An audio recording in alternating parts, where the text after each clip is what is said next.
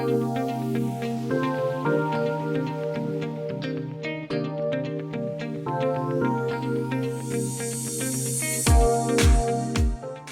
want to make sure that the system and mechanics are doing more work for you to really make the setting shine, right? If the mechanics are doing all the right stuff, then the setting will kind of flow from it. Is that a true assessment of what when you look at something, or does the setting grab you before the mechanics do? This is a first for this podcast. It's a cross promotion with another podcast. Brett Blachzinski was a guest on episode 113. Sean Kelly did a video with me on the Forbidden Lands RPG. Together, they create one of my favorite podcasts, Gaming in BS. Each episode discusses a subject around the role-playing hobby and gives actionable advice to make you a better player and GM. The two of them are informed, funny, and just great people. So please enjoy this episode from their archive and subscribe to Gaming in BS on your favorite podcatcher. Okay, sit back, relax, and enjoy their discussion of setting versus system when picking a game. Enjoy. Do you love to unplug and play games around the table? Greetings, friends and floorheads, to Tabletop Talk from Third Floor Wars. If you love tabletop gaming, you are in the right place. Listen as Craig delivers in-depth discussions and interviews with game designers, creators, insiders, and experts. Learn from the people making and playing the role-playing, miniature, and board games you love. Now, enjoy the show.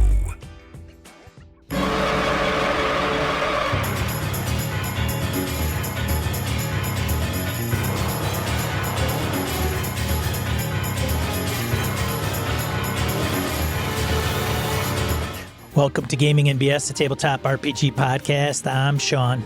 And I'm Brett. Welcome to the show, folks. Welcome back. We had a week off there, so I appreciate everybody sticking out, hanging with us. And Old School, thank you for that intro. That is awesome, man. That is cool stuff.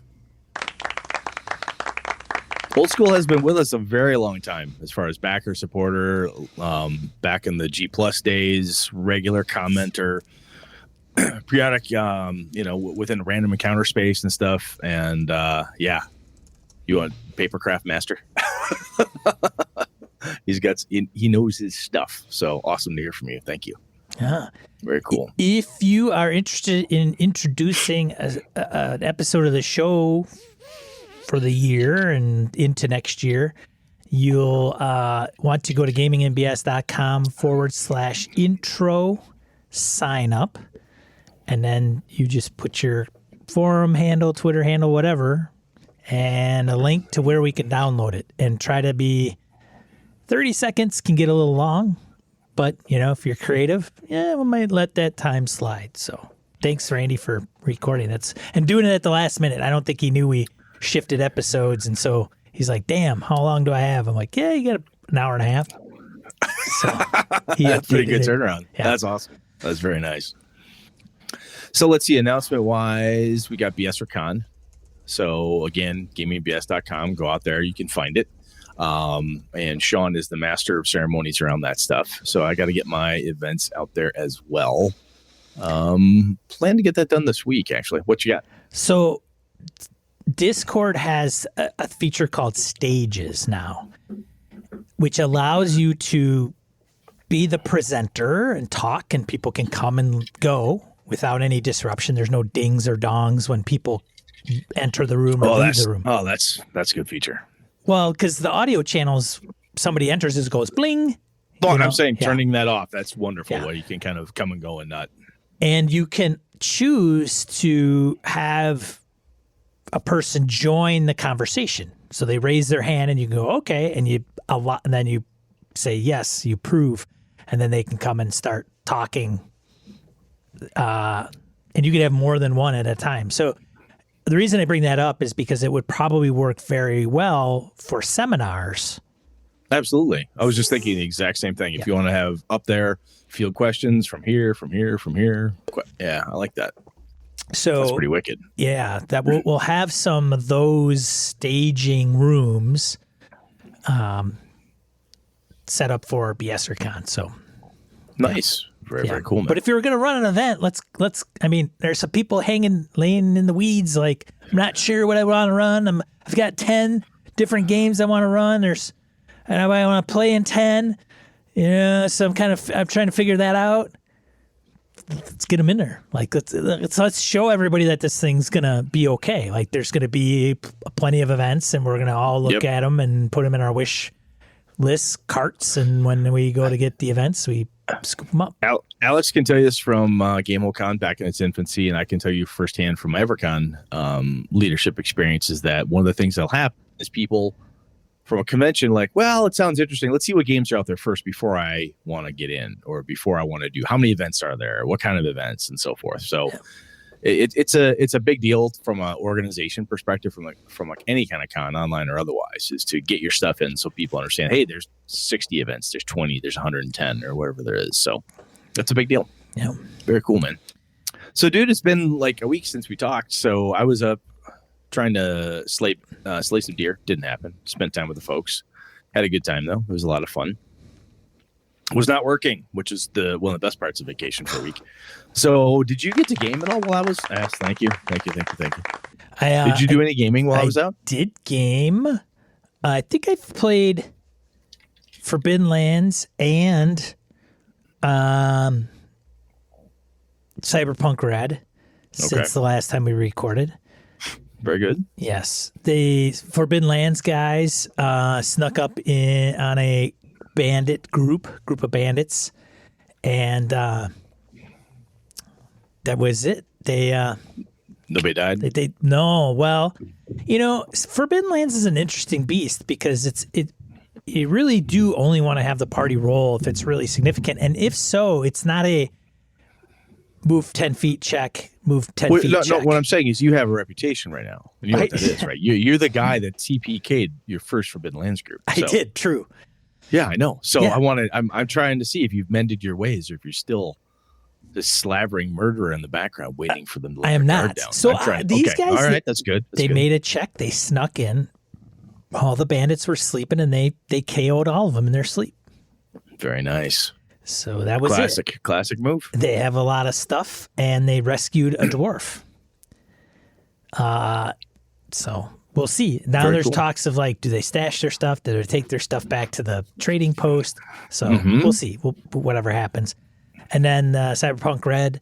I got a contract deal for the band. So the band's going to sign a contract and to first one album, 1 year contract worth some big bucks. So that's nice. That. And then, of course, other things that are happening, like the last the session I missed. Apparently, there was a big shootout at a place, and we start the last session with me going there and finding out that to get them to sign their stuff and to go there and find out that they've been in a shootout. Yeah. I should correct myself. After we recorded last, I did run Greyhawk the day after because I run that on Tuesdays. So after we recorded last 2 weeks ago, I did run, and they're well on their way through the Tomb of Horrors at this point. Right. They have two characters have been stripped naked, lost all their gear, and their bodies dumped back at the beginning of the tomb. Harsh. They almost died in a boiling pit of lava. They almost died there. They found the false spoilers. Found the false crypt. Figured that out pretty quick. They weren't. A number of them have played this or read it, but it's been ages ago. So they're all that nobody has fresh memory of what this was like. But they're doing a really good job. They're doing a very good job. Stayed alive, avoided a bunch of stuff, but they're right outside a room that's might murder a few of them. So we'll see what happens. The best part, and I don't think anyone listened to this, so I'm going to say it anyway. On session 1, I delivered to them a finger of a dead sorcerer. They were led to believe at the beginning by this cultist that it was a finger of Nerul the Reaper. Like, oh my God, it's a finger of a god. It's an artifact. And so they were like, what is this? What is this? Then they thought, oh no, it has to more. It's part of the hand of Vecna. Fuck, the hand of Vecna. So they had all these thoughts and theories. Then they found a second finger. Oh my gosh, what is this? But both of those fingers are Acerax fingers from his Demilich form. And in order to get to the main place, Acerax's final place, you need a bone or a piece of his body to pass through the portal. So they had two. They wasted one of them, reincarnating the dead gnome who came back as a bugbear. And then they had one left. And they show up to the portal, and they're like, well, what is it? Oh, should we do this? Should we do that? Oh, gosh, this could be death because the portal is a sphere of annihilation. All right, what do we do? Well, and they read the clue that they have. Should we try to go through with this thing? No. We need the amulet. We need this amulet piece. We got to do this other thing.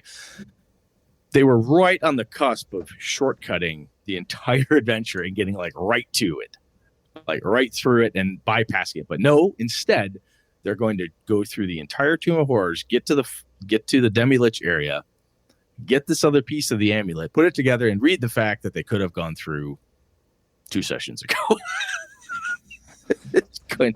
It's going to be a glorious moment of head slapping. And why didn't we listen to ourselves? I think Brett should stop just for a second as soon as something's going to happen. You go, hold on a second. Hold on. Okay, go ahead, everybody. So this is what happens. Just getting some video here for a second. Here. Yeah. Wow, this is that. That's when they shot me. Pull out your phone. I might need the evidence just so when the police show up at the crime scene, someone will know what the hell happened to my body. But yeah, it'll be interesting. So we'll pick it back up at the tomb tomorrow. So we'll see how far they get. Other than that, man, got anything else? Announcement wise, we good? No. You gonna be all right? You look like you're tired. Right. I will be all right. Well, I'll tell you what. Let's change things up. I'll have you read the first one. Can we go to Random Encounter? Yeah, Random Encounter. Random Encounter. Segment of the show where we field voicemails, emails, and comments from social media. First one this week, Gabe comments on episode 366, handling multiple expectations at the table. This topic has some nuance to me, and I may be considering it in a slightly different way. I'm in an Against the Dark Master campaign. Earlier in the game, playing to my character's passions, I attacked a dragon, while the rest of the PCs naturally were choosing to flee. My character's act caused the other characters promptly to choose, instead of fleeing, to rescue my character from certain death. What I had intended as a Boromir's death or a fly you fools, in my view, instead altered the intended choices of the other players. I wonder if they could have chosen any other course. If they had left my character to die, would that have been a betrayal of their character's own heroic passions? In any event, I know they had intended to flee, but instead they suffered a fair amount of difficulty and complication to condescend to my diva character. This is very much in mind for me now because last session, this precisely happened again with the same dragon to which my character is fatefully connected. This time, a fellow PC suffered some serious injuries while saving my character, and injuries in Against the Dark Master are... This time, a fellow PC suffered the same serious injuries... Some serious injury. Oh my God, I cannot read. This time, a fellow PC suffered some serious injuries while saving my character. And injuries in Against the Dark Master are nothing to sneeze at. In part, I consider this a slight difference, oh my God, in playstyles or expectations. I totally don't care if my player dies. Character death I do think he means character dies, because I think he would be pretty concerned of his character. Player. He wrote player. It says player. I totally don't care if my player dies. I think Gabe, I think you'd care. I think you would. Let's just correct that to character. Carry on. Gabe doesn't care whether anybody dies. He's a heartless son of a gun, I'll tell you. Anyway, he doesn't care if his player character dies. Character death would add a dramatic note to the evolving campaign and lend me the pleasure of determining what character I devise next. but the other PCs and even players possibly seem indelibly attached to my character to the endangerment of their own, whom I sense are a bit more precious than mine. After the first incident, I vowed to simply follow the party consensus and decision-making, but when it came down to it, I just couldn't. Players vocalized that it's all good, but I still feel like my own choices are unfairly affecting their own play styles. I'm wondering if I'm a bit of a problem player, not for the GM. He, of course, loves my character and my Rainmaker play ethic, but for the others? Maybe I'm revealing a separate but related topic, but what happens when one play style affects or influences, possibly to a detriment, the styles of others? I like this approach, Gabe, and I think so. Whether you want to do this or not, man, I honestly think this description, everything you just ran through here, this thought, this feeling you have, I honestly, I'm no bullshit. I encourage you to talk to the other players and tell them exactly what you're telling Sean and I right now, and everybody else is listening, and say, hey, I honestly don't care if he dies. I don't want to influence your play. I'm just doing my character thing. If he dies, that's fine. And then somebody may say, well, my character's passion is that I can't let you do that without this. Okay. So you and I have this connection. I got it. Are the rest of you doing it because you think it would upset me, Gabe, the player, or are you doing, so on and so forth? In this case, I think what's great here, Gabe, is that you're like, I wonder if I'm being a problem. I wonder if this is the thing. I don't know if you brought this. It sounds like you have brought up to them in a way, but I don't know, Sean. I seriously strongly encourage you, Gabe. Talk to them about exactly what you've talked about here, and lay it on them. Say, hey, is this cool? I mean, because of this, I don't want to be a problem player for you, and I don't want to wreck something for the rest of you. I actually would think it's cool if I had a Fly You Fools, Boromir Dies ending to this. So I think it's totally worth talking to him and just bringing it up. Sean, what do you think? Yes, I guess it's okay to bring it up to them. I mean, why not? But it's a good point because it does affect what they do, or they feel compelled. It's just an interesting conundrum because you're like playing your character. You have a different philosophy on, the more mortality of them, and then the players think that they have to rescue you, even though you're kind of like, hey, I'm good. So I can see how this can create a problem, especially if one of the players, in trying to rescue you or getting you healed or resurrected, whatever, and they die or suffer, they're going to be pissed. So here, let me throw this at you, Gabe. So in an instance where it almost went bad, so my group is playing, we're in Undermountain, and we're cruising along. Nick's first character and my first character, he decides that his character she's this sorceress, and she has a crush on my character. So my character's oblivious, but she's just puppy dogging me everywhere I go, blah, blah, blah. So it's kind of a fun little story we've got going on, so on and so forth. Well, my character overextends himself and he dies. So he dies, and she witnesses his death because she was trying to save him. And then she got through, and then she died as well. It was this very dramatic, I want to save him, I can't. Oh my gosh, we got separated from this party and we got killed. Zave decides, well, I can save so-and-so, right? And I'm like, no, you can't. I am so far gone, you can't heal. And like, well, Nick is technically blah, blah. And Nick looked at him and said, if you save me, I'm going to fucking slap you. And Dave's like, what? He goes, she's dead. This is her. I said, if you bring her back, she's going to cut her own throat. She's going to totally Romeo and Juliet this, because this is her character. And this is this is how we see this unrequited love, death type of thing. And Dave's like, okay, I am sorry. I thought you wanted to keep playing the character. My bad. Nick's like, no, do not fucking do that. And he literally said, if you do that, I will fucking slap you. Well, that's the difference. We've known each other for a long time, right? So, but it could have gotten bad where Dave could have said, well, I'm sorry, my character's compelled to save you. I don't have a choice. Slap me all you want, Nick. I'm going to do it anyway, right? And we've known each other a long time. So, yelling at each other periodically as friends tend to do, or giving each other shit, we can do that. But that's an example where I've experienced it myself, where we had a play thing going on between Nick's character and mine. We died like, oh, that's kind of dramatic, overly campy in a way, but it seems worthy. We're good with this, the way this all went down. And I'm absolutely shortcutting details there. And when Dave stepped in to try to fix it, we're like, there's nothing to fix. This is exactly what we want. This is not a bug. This is a feature of our death. Let it be. And then he backed off.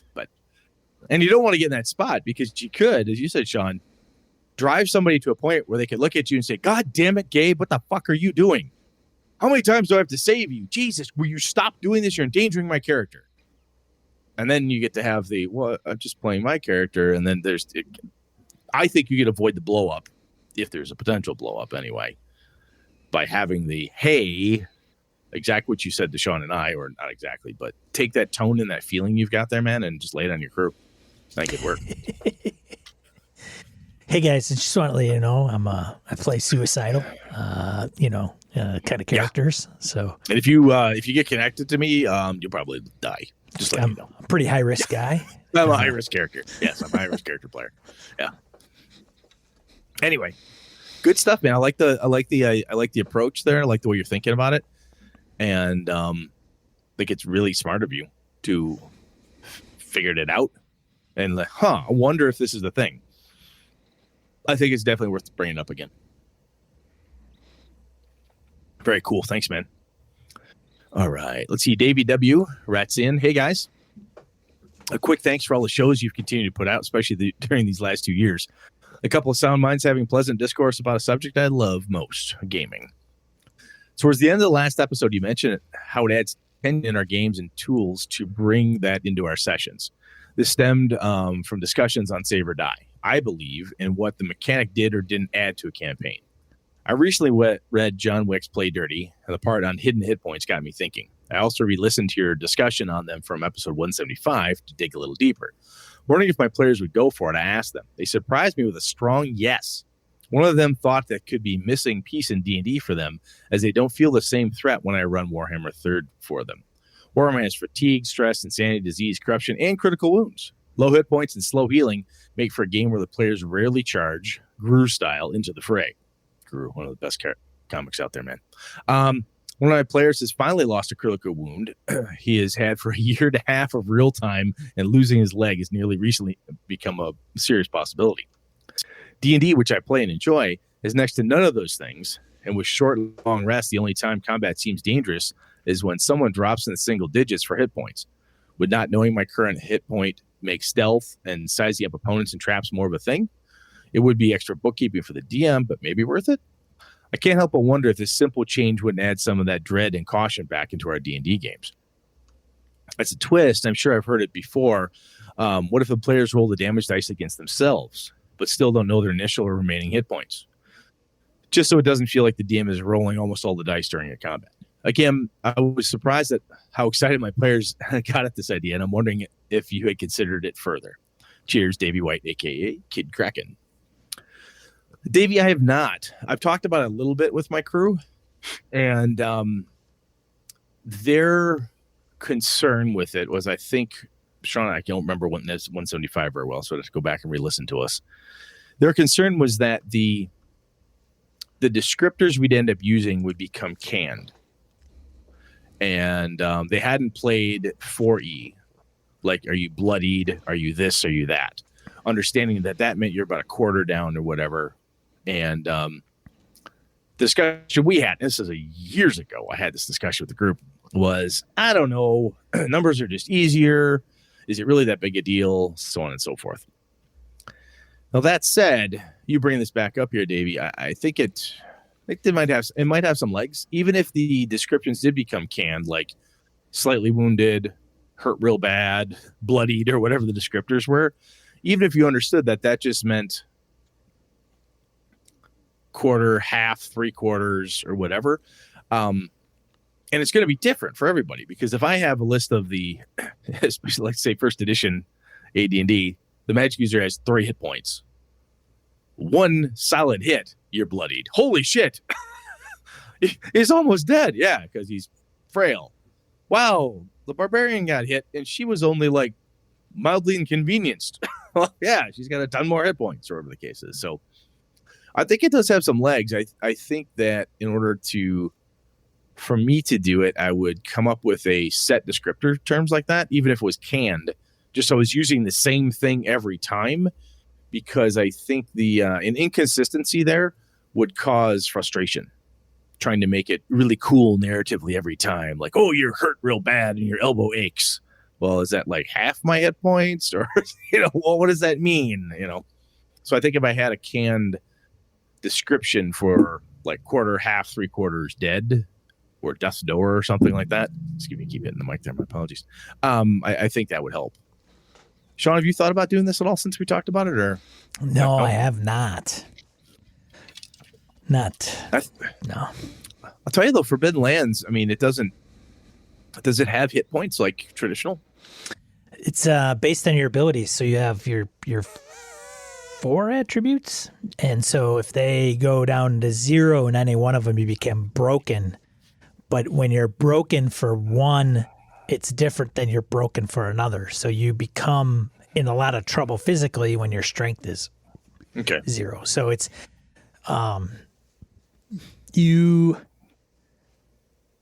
and when you're broken, there's a roll to it, and you find out what the injury is, and that's different, it's got right?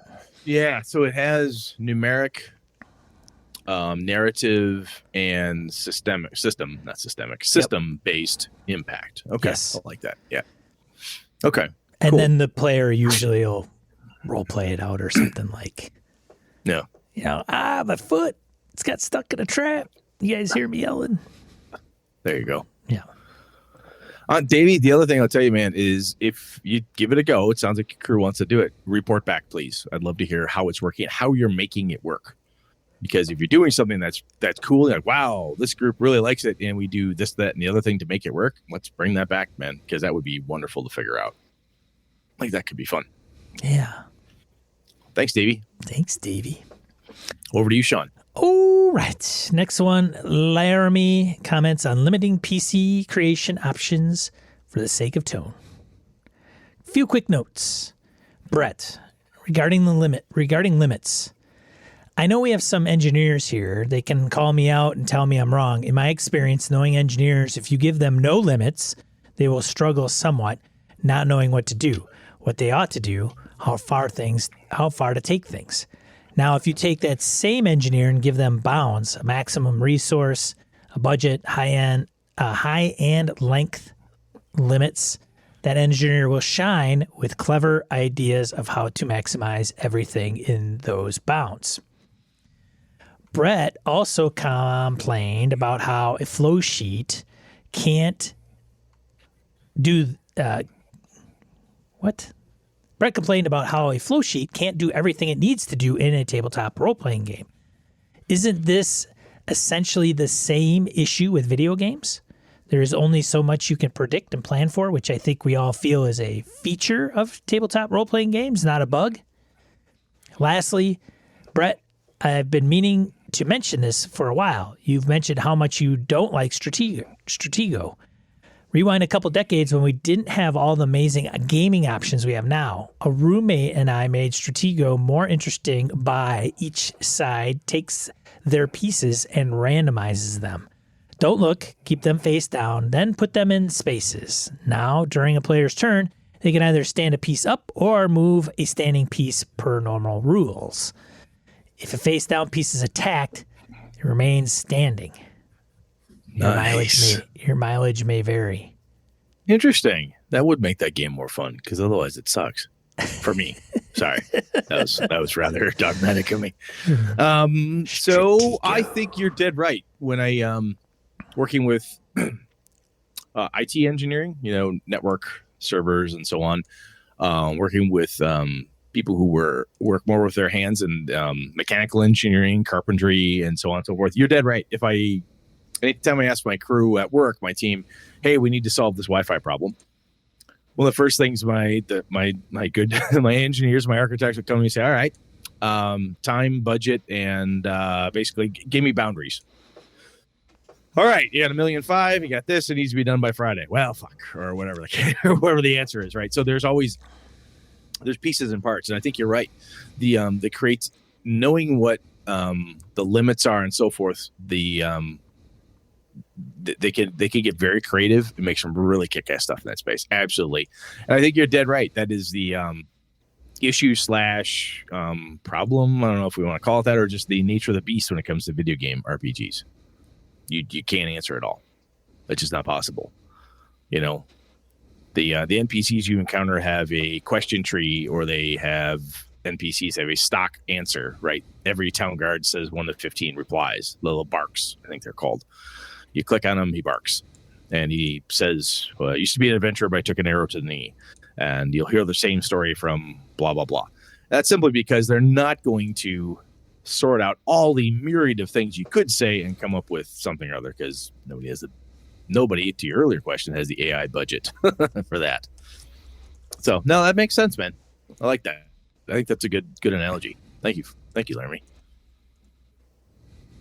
You good, Sean? We're good. All right. Lord Bob comments on limiting PC creation options. This was an interesting topic that probably most GMs have had a run with in their career.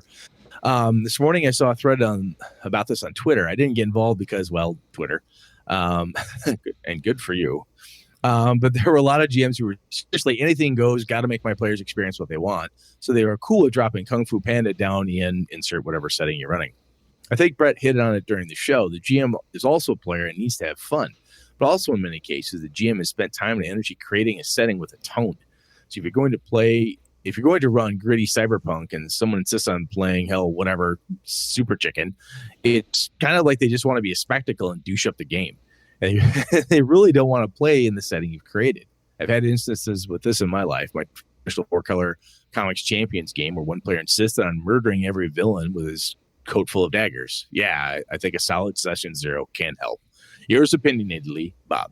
Oh, and a slight edit. To prove I'm not just a grump old middle-aged man, if the GM were running a game where the PCs were all enchanted stuffed animals and their leader was Winnie the Pooh the Barbarian, and I showed up and said, I want to be Elric, I'd say the same thing.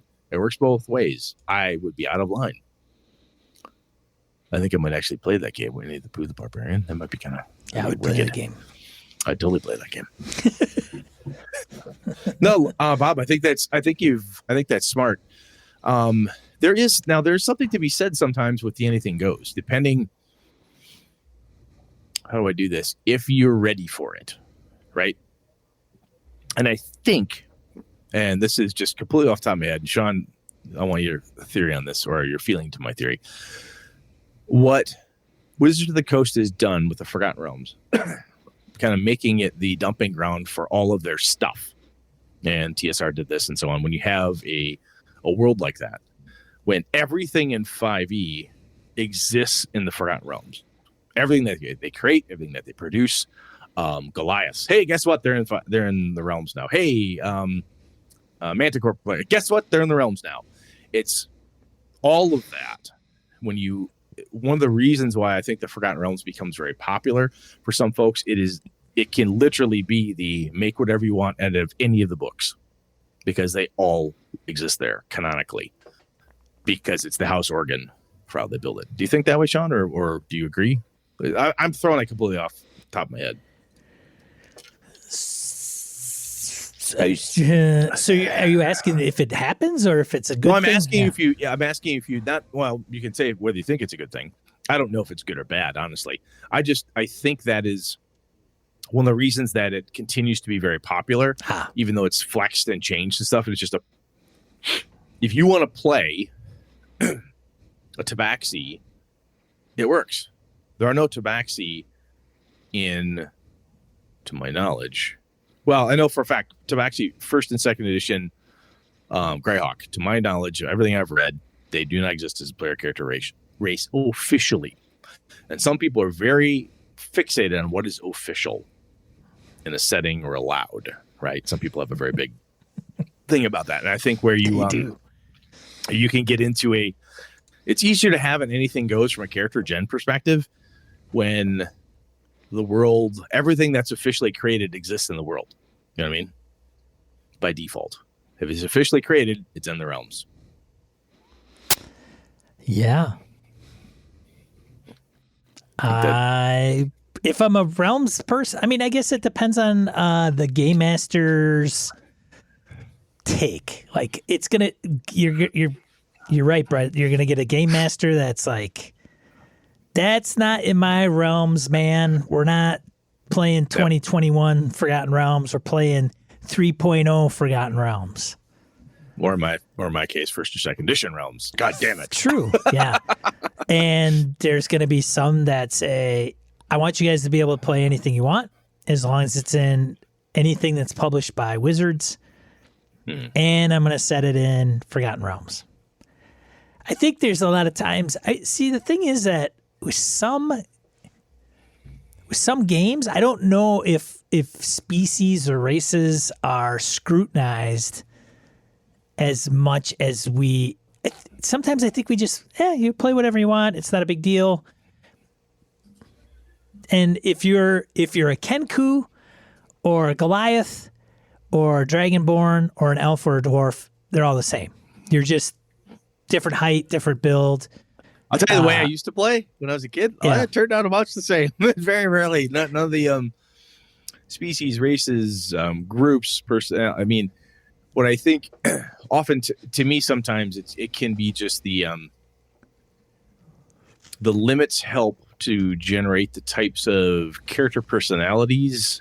Like, hey, this is a behind enemy lines. You're a group of soldiers doing a job. Well, you've got a chain of command, or you've got something. It just kind of helps set all the tone stuff we talked about. And there's something to be said for the game master and players who really love the anything goes game. Because if you can make that work, that's some pretty cool stuff. And sometimes it can allow for some wacky ass weirdness. It can be some over the top stuff can come up. There's times I think that there's the little banter that this race species doesn't get along with that other one, and they make friendly jabs, Gimli and Legolas. Mm-hmm. Yeah, it's fun. And then there's times where I think everybody looks like themselves as players that are just going through a role-playing game, and they happen to be an elf or a dwarf because, well, it was fun to pick something, and I had to pick something, and I kind of know what I want to be. I want to be kind of that guy or woman, and then, if I pick them, then I get a +2 on my bonus for this. Well, why'd I be a Targaryen? I want to be a Jedi. Right. I didn't pick that because I want the maximum capability to be a Force user, and these people from this planet and this quadrant don't create Force users. But when you role why would play, I do that? it might as well be just anybody. Sometimes, yes. that does pop up periodically. Yes, absolutely. So it all depends on You just pick for bonuses, shtick. did you? Is that what you did? Thanks. Good for you. Yeah. So I don't Awesome, know. though. Yeah. Thanks, Bob. Appreciate it. That was Thanks, good. Bob. We ready? Let's get Main to the topic. Main topic. Slide on in there.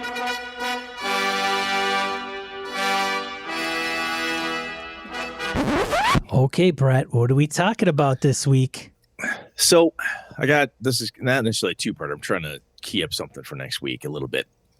So Sean fell off the wagon a while back and started buying a shit ton of games, Kickstarters and buying stuff, and just, oh my God. And then we've talked about this multiple times in the show. It's like, hey, what holy grail are you looking for in games? And what do you want? And so forth.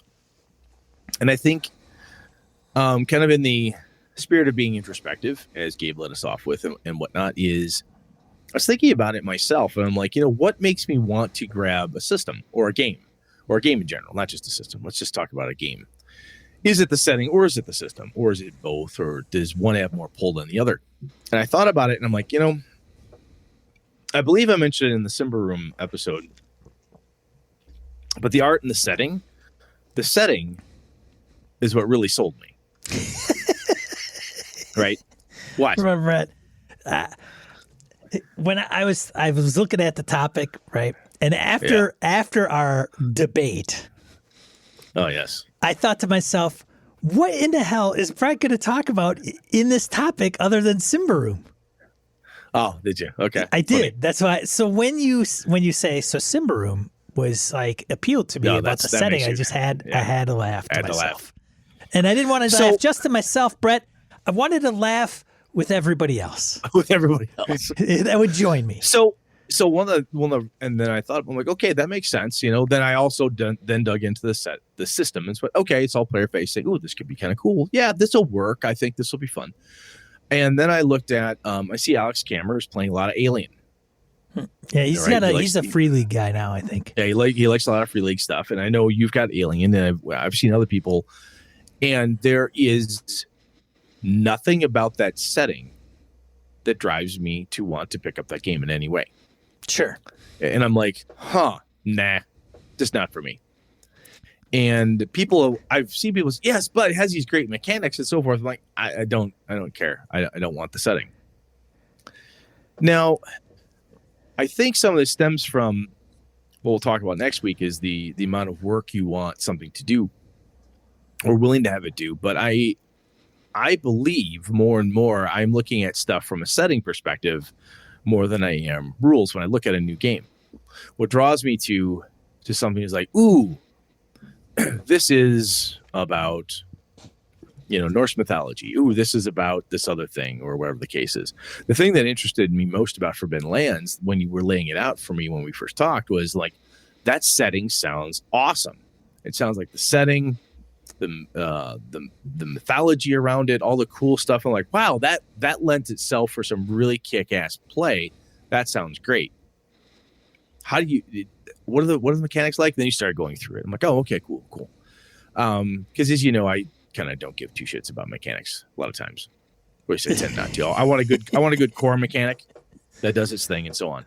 But I think, Sean, I think after, it feels to me like you, on the other hand, are drawn towards system/mechanics over the setting, because I think this is where I want to just ask you this here and see where the conversation goes.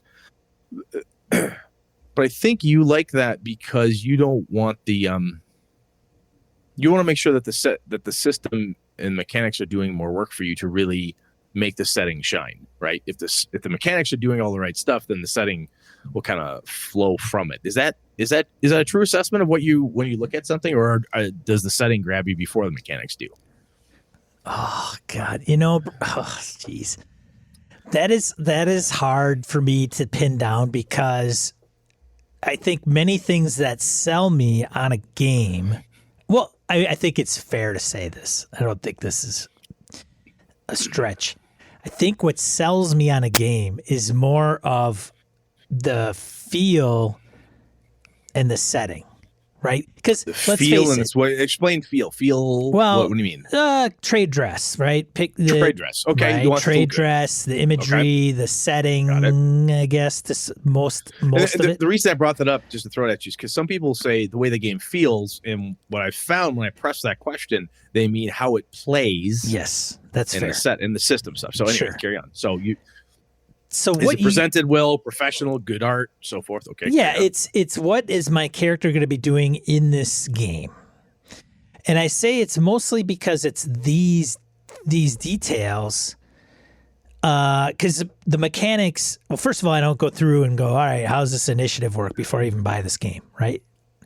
Maybe it's talked about online, like through some of our intelligent community members on our Discord. Absolutely. But usually the mechanics, and even if I do know a little bit about the mechanics, like, somebody from the Discord says, oh, this is a good one because you're rolling a die 6 and then you're just increasing it. And then, and this is roll under, that's roll over, which is all great. But having said that, a lot of those things for me probably don't hit home until it gets to the table. So it's kind of a progression where it's like, oh, I go into a bookstore, I judge the book by its cover and pick it up and look at it. Oh, and then, I read the back of it. Oh, that sounds pretty neat. Oh, and I think I might have heard one or two other people mention that it was kind of neat. And then I buy it, and then I find out, it does this. Okay. Great. Yeah, there's it's wicked hard, right? Thaco, Because kill myself. yeah, oh great, it's reverse numbers by 4s. Except with why Right. are we here with percentile dice too? Yeah, no, I get it. But at the same time, they're Forbidden Lands is a unique one, and I know I bring this up quite a bit. But Forbidden Lands is a little unique because I could run that on the Black Island, the Black Oh, of you're Hot talking Springs about Island. Hot Springs Island. I beat you guys to it. Yep. But I could run it on that island, and I would be just as happy because the method of going through that island is a hex crawl, and that's kind of what this game is set up to do. So even though the Ravenlands, the default setting for Forbidden Lands, is cool and it's got some cool history, I could see, as long as I'm trying to run a fantasy game to a hex crawl, exploration is key to that. Not, hey, you're in New York and you're going to LA, and when you're in LA, you got to look up this NPC, and then you got to go into the dungeon of the big bad.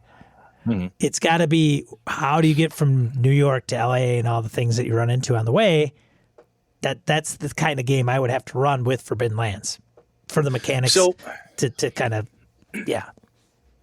So from my perspective, when I hear somebody says, "Oh, I really like this new game," and I'm like, "Ooh, really? So what's it about?"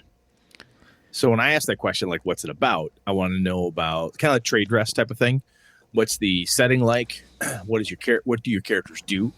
Like, ooh, it's a game. Like, I remember a friend of mine, I was explaining Vampire when Vampire the Masquerade first came out. He goes, "So you just bite people? That sounds stupid."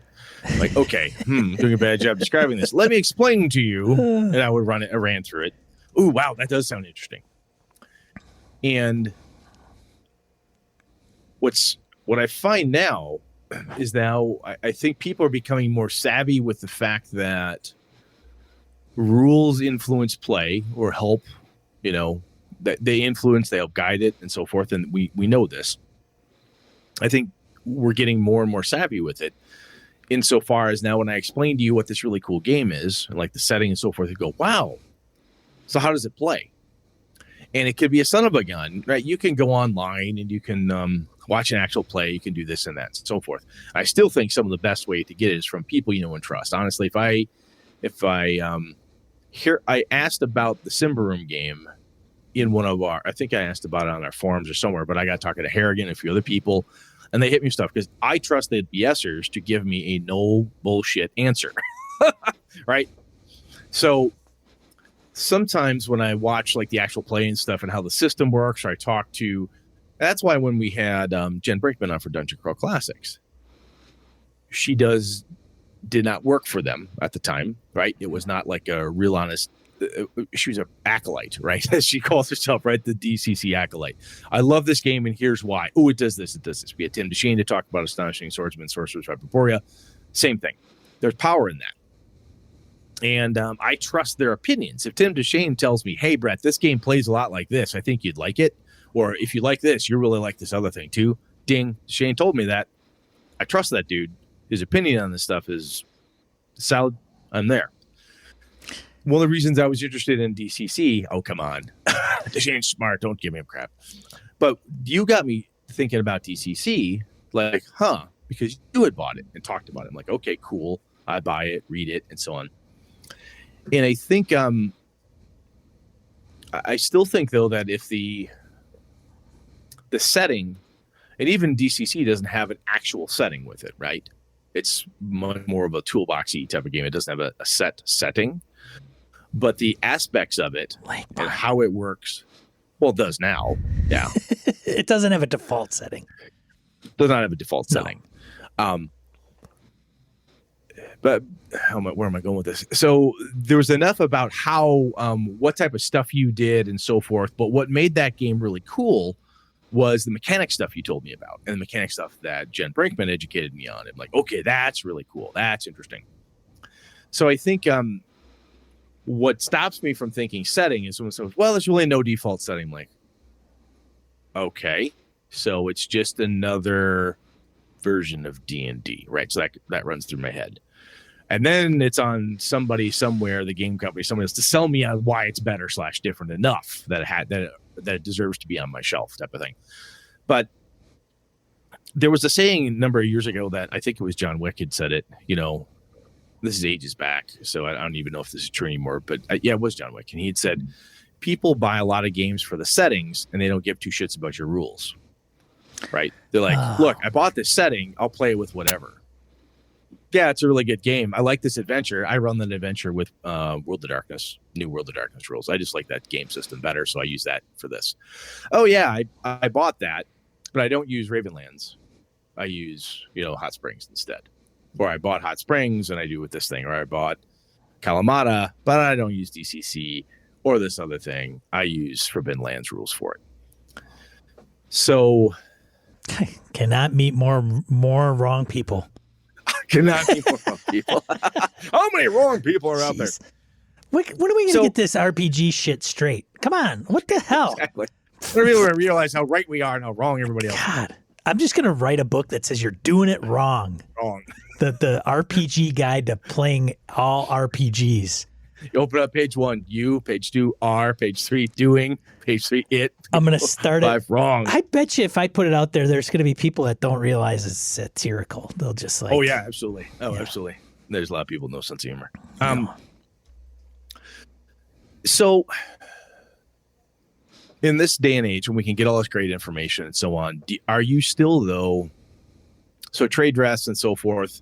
So it sounds to me like you're actually, my assessment of you is incorrect, though. The setting, the activities, the types of things you would do, you're more interested in that, at least grabbing you initially, and then finding out that how I do those things with my dice, chits, cards, or whatever the case is the secondary piece to you? Or do you get hooked on a system and then want to play similar stuff, Brett, that's why I got so many damn games.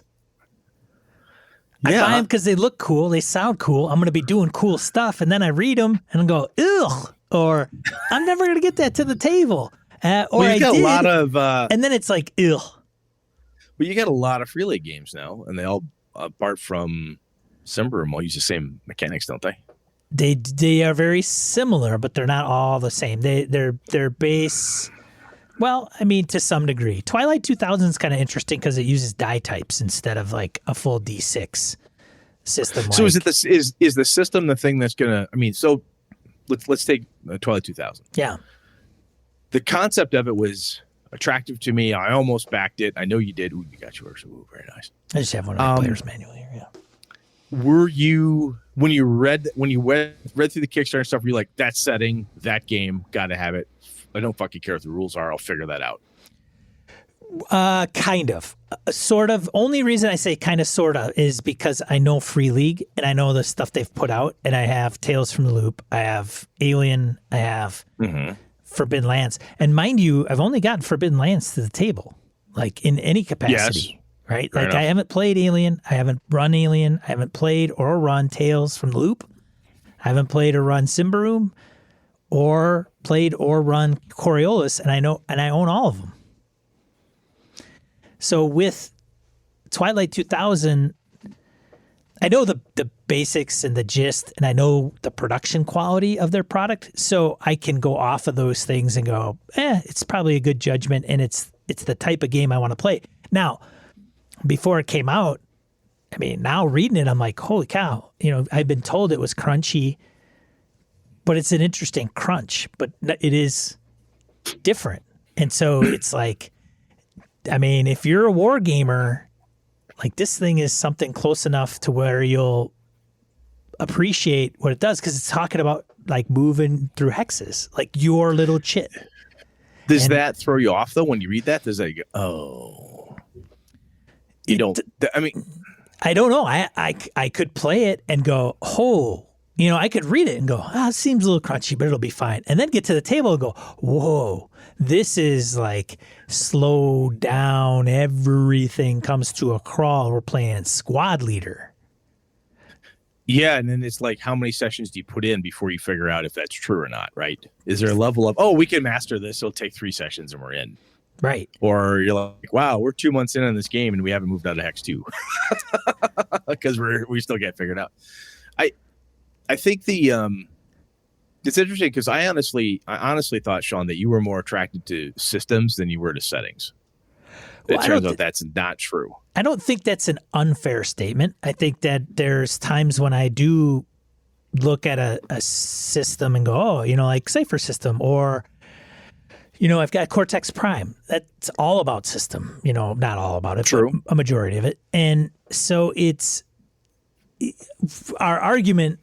I think there's a little, I think you're interpreting some of the arguing of me saying, hey, RPGs from the 80s till now has a method of putting things into it that facilitate play or experience or immersion or whatever, right?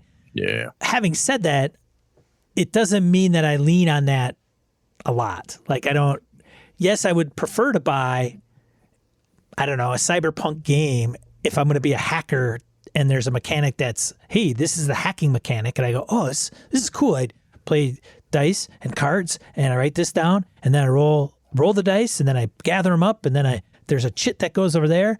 This feels like I'm really hacking, like in the, if it feels right. That's the argument I was making. Yes, great. But I don't know a ton of those games. Like we mentioned Dread having the Jenga tower. Yeah, that's fantastic. But I don't want to play Dread just because of it's got a cool Jenga tower. Okay. And I think some of those games, like when we talk about style of play and things of that nature, like, well, do you like one shots or campaigns, or do you like speaking to character or not, or third person or first person? When you put all of them in the big salad bowl, there's some of those games that, Dread's neat, but it's not on my shelf. Yeah. So I guess this is good. Thank you. That actually clarifies a few things for me. I was just stating a kind of a thing of the industry. No, it's cool. It just got, like I said, it just got me thinking, like, what I think this is the reason Sean likes this stuff. Is this why? But what you're saying here is eye-opening to me in a way. So that's kind of cool. I'm learning about you, Sean. It took 6 years, but I'm cracking this nut. I'm getting on the inside. I keep you on your damn toes, Brett. Damn it! I know you do. You do. So I have found that if I really like the setting, and it's pretty cool. So I'll just say this flat out. When I first started playing Call of Cthulhu, I thought the system sucked ass. I did not like the huge ass list of skills. I wasn't keen on the percentiles. I'm like, how come? Blah. I don't like this. It felt when did you start playing that game, Brett? Mid 90s. Okay, so you started early 90s. Early 90s. You started that, and you came from what? Second edition? Like first edition, and then Redbox, Beckme, and BX. And Star Frontiers and that shit. Right. Things that did have like no skill systems. Well, MERP had a ton, but it was different the way they ran them. And I did play, let's see here. What else did I GURPS? I played GURPS before that, which has pretty good stuff. It's not like I said, for whatever reason, though, I'm just saying I wasn't keen on it. I didn't like it. But I liked everything else, the setting, the feel, the tone, everything that was supposed to be going on. I'm like, you know what? I can figure out these dice things, or I don't like the fact that I got to remember it's 5 multiplied by my power equals my blah, blah, blah. It felt awkward to me. I didn't like it. But the setting and the cool things that what my characters were supposed to do, what they were supposed to encounter and defeat and deal with, and the challenges, the exploration, that drew me to it. And there was enough there that I'm like, I like this so much that I won't let this other stuff that's annoying me stop me from enjoying the rest of this game. Right? Sure. And I think that's where when the reason I say like the setting and the activities, the things, the primary actions or whatever it is you want to say that the characters are supposed to do, the types of adventures, the types of encounters, if that stuff's intriguing to me, like, wow, there's some really cool stories my group and I can tell together. We could build some really kick-ass memories and have a really good time with this game because the types of stuff that are possible within Symbaroum, Twilight 2000, Call of Cthulhu, what have you. Like, wow, this setting and this whole theme and tone is right up our alley. But okay, cool. I hope the system helps. right? Yeah. I hope I don't have to do a lot of extra work. But I have found that I can sit down when Tom Flanagan ran Fate Accelerated for me, and Kevin and Chris and Andy, and we played Dresden Accelerated. Is that recorded? That's recorded and out there. It's isn't recorded it? somewhere. Yeah, I don't know gotta if it's get that. out there, but it's out there. Brett playing Fate, man. That is. I wish I was at the table for that one. Tom and I talked about it. I'm like, I did not like it. No, shocker. Yeah, shocker. I'm like, but I like the setting. I like the game. I like what we were doing. I was having fun with it. I was frustrated I couldn't like just flat out kill people. It has to stretch them to death. I'm like, that seems dumb. There were things that I didn't completely enjoy mechanic wise. However, it's not like I'm toughing it out or sucking it up, but the rest of it is so enjoyable. So I'm like, whatever. So there's a piece of the system I don't like. Some of it was the people I'm playing with. They were great gamers. I was having such fun with them. I'm like, I'll put up with the fact that I don't necessarily like this piece too much. Moving on. Yeah, no, I think you're that kind of guy. I get that. Like you're not rude and crude about it, but I just laugh at it because because I can't just. Look. I played Fate Accelerated once. I've never played Fate. I've never played Spirit of the Century. And to me, I get like, what aspects, huh? Invoke and what? Fudge dice? Yeah, it's going to Noble Knight. Like, somebody could say, oh, dude, you gotta play. I gotta get you in the Fate game, blah. And I'd be fine. But, my traits, I'm still, look, I could be still stuck in the old school. Hey, you got abilities, you got skills, you roll. There's target numbers, and not get into the other stuff. Daring and danger, Sean. Like daring and danger. That's on my sheet, so I get bonus because I'm daring and dangerous. Whatever. Yeah. So for Brett to sit at the table and play that game, I just would. That'd be funny. Well, I mean, I wasn't. I might like it though. So I might play it and think it's the greatest game since sliced bread. I don't know. The game we played with the Third Floor Wars crew, right? And we sat down and we said, all right, look, Blades. I ran Blades in the Dark, and I even ran when I ran 5e with you. I knew you weren't like a huge. You're kind of like, I could take or leave 5e, but I'm like, it's going to be a good game. The setting is cool. You know enough about the setting, and we got a great crew to play with. Yes, but I don't have a hang up on 5e. No. Yeah, I'm not saying you have a hang up. I'm saying he's like, it isn't your system of choice. But in like with so I'm saying I'm using that example plus my example with the Blades in the Dark is I'm like, that's a good crew of people to play this game with. Yes. They're solid people. I'm going to have a good time. We're all going to get in the mood. We're going to have a good time, and we're going to figure this out. I know if I bring certain games to my gaming table with my crew, is that we can sit down, try it out, and we're going to do our damnedest to have fun with it. And we might say, meh, this isn't working. Nick was running Conan 2D20. I thought he was doing a pretty good job. He was trying pretty hard, and he was having a good time with it, but he was struggling a little bit. And we got done, and he wrapped up the campaign. He said, I don't know, I want to go back to Star Wars. Something's not right, blah, blah, blah. And he and I have talked about it. And Nick said, I think it would be better, Brett, if you ran it. And I'm like, well, I mean, why? And he goes, well, you actually know the world a hell of a lot better than I do. And he said, I think that it would feel like Conan if you ran it versus me. Right? And I said, interesting. We love the setting. We actually didn't mind the mechanics. It was like kind of how it worked. But we were able to have that back and forth.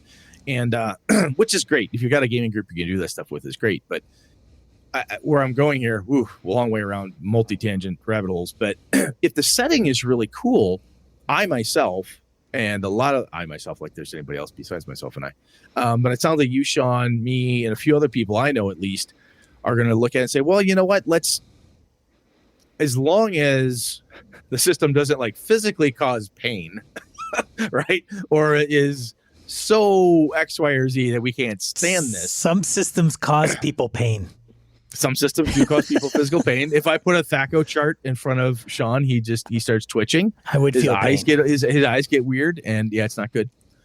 But I think I think a really good setting and a really good like core activity and so forth can not hide issues you may have with the system, but they can make certain things in the system more bearable. Like if you're like, well, I don't necessarily like the chase rules here, but you know what? The rest of it's so much fun. Right? Oh, that's totally fair. We have such a really good time.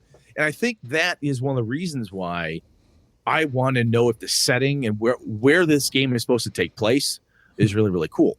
If it is a generic system, Savage Worlds, for instance, then I'm like, okay, there's no setting, huh? There's a myriad of settings. Great, bully for me. Now I want to know how that system works. Because if I am going to use this generic system, GURPS, whatever it is, and I don't know, not a lot of people play GURPS anymore, I don't think. Maybe they still do. Anyhow, point is, I want to take Savage Worlds and go from place to place, or Fate and go from place to place with it.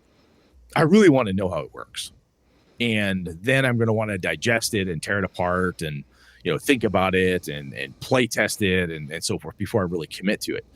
But I find myself much more willing to commit to a game that has an official setting that comes with it, like a Simba Room, and all the other shit that goes with it, like activities and classes and species and stuff. Oh, this looks sexy. This looks really cool. Awesome. Hope the system's good. Right? And that's when I ask a guy like Harrigan, hey, man, if you said something like this, do you know anything about this, dude? Help me out here, man. But I think a really good, short version, a really good setting and all that goes with it sells me. And I think one of the reasons it does is because then I feel more confident that I'm going to have fun with it, even if I don't think the system's the bee's knees, right? Even if it's not the best thing ever, I feel like I'm going to have more fun. Because I'm invested, right? I'm invested with the activity, you know? Yeah. Like there's like Cypher system, like Numenera. I mean, it's called Cypher system because ciphers, grabbing ciphers, like does things in Numenera. And when I was reading the Cypher system, just the core generic rulebook system, I was like, and it would talk about ciphers. It was almost like you were putting ciphers in a modern day world. Like this thing could be a cipher. And I'm like, wait a minute. You're trying to like, and Eileen can crucify me for this because I haven't played either one. But just that was the impression that it was brought up to me when thinking about that. And I can't remember if we had addressed that with Troy and Darcy when they were on. We did. We talked about it a bit with them. I've had private conversations with like Eric Frankhouse because he's played it a lot too. He's a Numenera guy. He said, dude, you got to think about it like blah. And I said, huh. I said, Right. I think what threw me off though from it as a system was because the setting I knew the most about, the Numenera piece. I'm like, I'm just not interested in that. The activities, the setting of Numenera, I went, I could take it or leave it. It just doesn't entice me. And then when I heard, oh, hey, Cypher system, you could use that to do all these other things. I'm like, I have stuff that I have fun with doing those other things with. I don't know if I want to invest, you know, blah, blah, blah. But again, for me there, the setting, I don't know if this turned me off from the system it's really strong language. I don't mean to be a dick about it. What, GM intrusions and all that stuff? That didn't bother me. Yeah. That I'm like, ooh, that's kind of cool. I kind of do that anyway. Ooh, a mechanic to make that happen. That could be kind of fun. Little back and forth action, a lot of player facing stuff. That could be pretty cool. But the Numenera setting didn't thrill me. So I just kind of backed out of Cypher in itself. Sure. They just didn't, but this, because again, I was looking for a setting that I could start with. And granted, I mean, that said, I mean, if I have to build my own setting for a lot of stuff, I'm like, I already do that for this, and this game system on my shelf. Do I want another one? Type of thing. Yeah. Don't know. I didn't get the crossover from Cyphers and Numenera, which is what it was built on, to moving it to a modern game. And now you're like, well, ciphers aren't the same in a modern game because you're not playing a billion-year-old universe where ciphers are something kind of magical, scientific, stuff that's set to the setting, but has a mechanical value. Yep. Which is one of the rarity things, I think. That's not necessarily true. I guess a magic item would be the same, but if you have a magic item that has a plus or whatever, right? No, I buy it. Anyway, that's all I really had here, man. We don't have to belabor this anymore. I was just interested because I had a perception of what Sean liked and what drew you to some of the games that you're buying? I'm like, he's buying a lot of Free League stuff. That boy likes his Free League system. That's what he's all about. He likes their stuff. And some of the other things you were buying, I was thinking, ooh, he really likes that. And I was just curious as to how much the setting influenced you. And it sounds like it has more influence, almost the same amount of influence on you that it does on me in that space. I really want that to be something kind of cool. At least that you can sink your teeth into. You're excited about that stuff. It's in, if you look at stuff and go, well, I've got D&D on the shelf, I got Star Wars, and then I've got, I had Primetime Adventures on my shelf. Like it's all over the freaking place, but it's for different reasons. And then I don't know if those reasons stay valid forever. One thing that was brought up. I want to talk next show. We're going to talk about. We're going to talk about how much work you want the system to do for you. Yeah. Right. And I think that you're dead right. I think we could talk about there too, but there are times I think I'm like, oh, this is the answer. But that was the answer then. Is it the answer now? I don't know. And sometimes I go backwards, and sometimes you want to go forwards or whatever. So it's interesting. Christian Serrano paid a visit to my live stream on Saturday, and I forgot he brought this up, and it was a very valid point. And because we were talking about my argument with you, actually, it was the same argument, but not the one between you and I that I was referring to. Gotcha. I was just simply getting into nowadays some of the games facilitating certain mechanics that. Whatever. And with Christian, he's a big Savage Worlds guy. And I think what it stemmed from was the folks that get into one game and only stick with that one game and they don't play anything else. So I don't know if I was poo-pooing Christian for it or not, or how it was. But then he said, well, here's the deal, man. I don't want to learn 5 different systems. Like Savage Worlds is generic. I could play Cyberpunk in Savage Worlds. I can play science fiction in Savage World. I can play fantasy inside. I can play supers. And the advantage of that is system mastery, which is we talked about that many times. Yes, we have. So his kind of mantra is that's what he needs in order to, like, he doesn't need Shadowrun, Android, Cyberpunk Red. He'll just stick with Savage Worlds.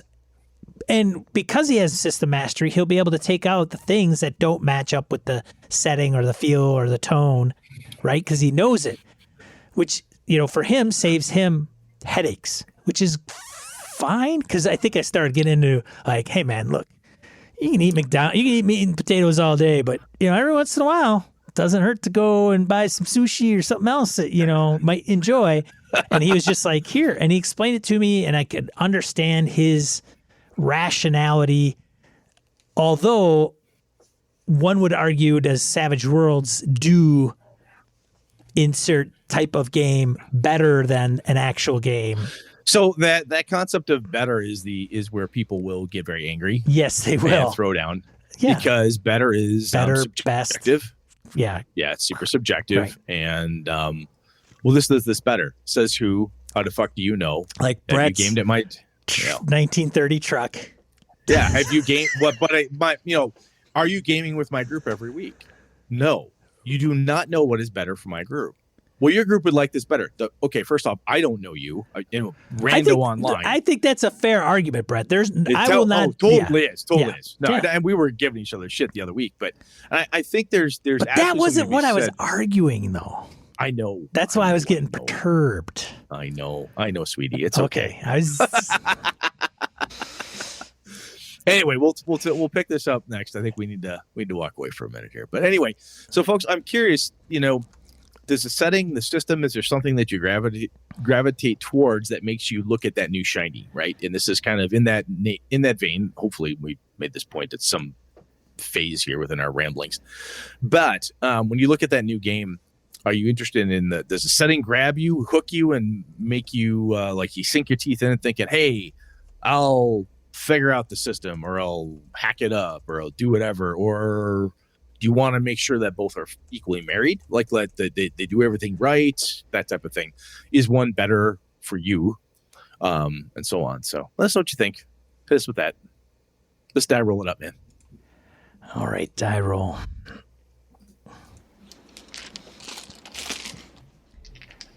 segment of the show where we talk about 2D4 miscellaneous points of gaming and geekery you want to share with you. I've got 1, 2, 3, 4 this week. First one, starting out, Corey doesn't really have, I think, an official website for this, but we've brought it up almost, he hits us up every time around this time of year for the Jerry Stefik Memorial Crawl for the Cure. Jerry was a gamer and dear friend to folks and passed away, and the proceeds go to ALS. So they're going to be raising money. We'll see. December 11th, I think by this time I'll get the link in the show notes. But they're going to be streaming on December 11th, some DCC games and Swords and Wizardry and etc. So I'll have more to come. Probably look around this time last year and find out where all this stuff is. But there you go. The next one is a Trinity Continuum Anima tabletop RPG Kickstarter that is fully funded. 23 days to go yet in the campaign. Thanks, Akadoka, for providing us with that one. So if you like a little bit of cyberpunk and some near future stuff, yeah, check that out. We'll have a link down below. The other thing is a more news. If you haven't heard, Ridley Scott says live action Blade Runner and Alien TV series being developed, and the pilots are written per Variety magazine. Interesting. So this is at the same time Ridley Scott's getting grief for blaming the most recent film for apathetic millennial on apathetic millennials. Millennials, yeah, of course. We love millennials. Whatever. You can't don't blame your failures on an entire generation. Yeah, that's a good call. Who dude. knows? Moving maybe on. your film just sucks. I don't know. Yeah, maybe. I don't know. It could. I'm Maybe. sorry. Whatever. Yeah. I've heard that it sucks. I don't know. Moving on. Anyways, in both of those properties, RPGs from Free League. Just saying. Yep. Well, yeah, they're out there. You guys better start paying me pretty soon. Damn it. And then lastly, but not leastly, I figured, we talk about, oh man, look at that. I got to log in. I didn't even log in.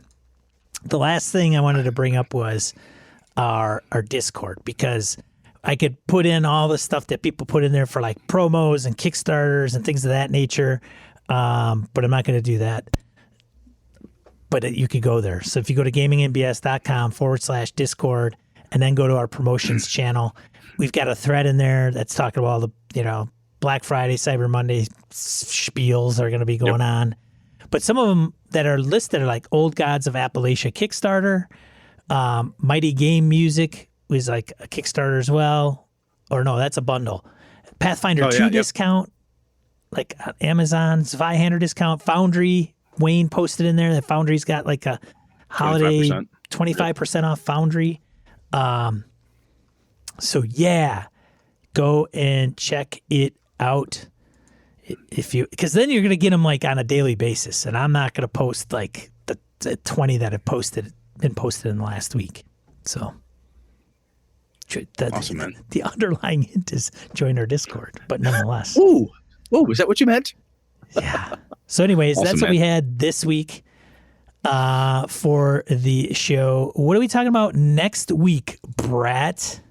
Next week, you and I are going to talk about like how much work you want your game system to do versus me, because I think that's part of the discussion I've been having on and off the mics, and I just want to kind of focus in on that piece of it.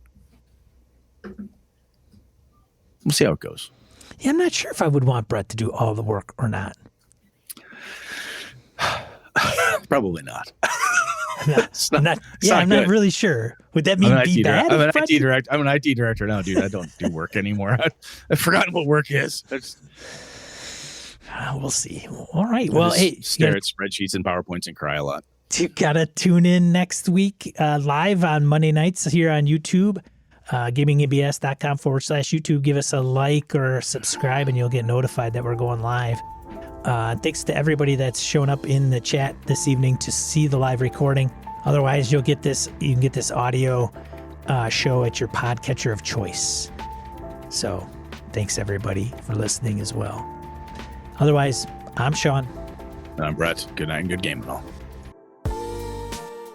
We hope you enjoyed this episode. Subscribe to Tabletop Talk and share it with your friends. Check out our content on YouTube and Twitch. Follow us on Twitter and Facebook and stay updated on everything coming from Third Floor. All the links are in the show notes. Take care, Floorheads.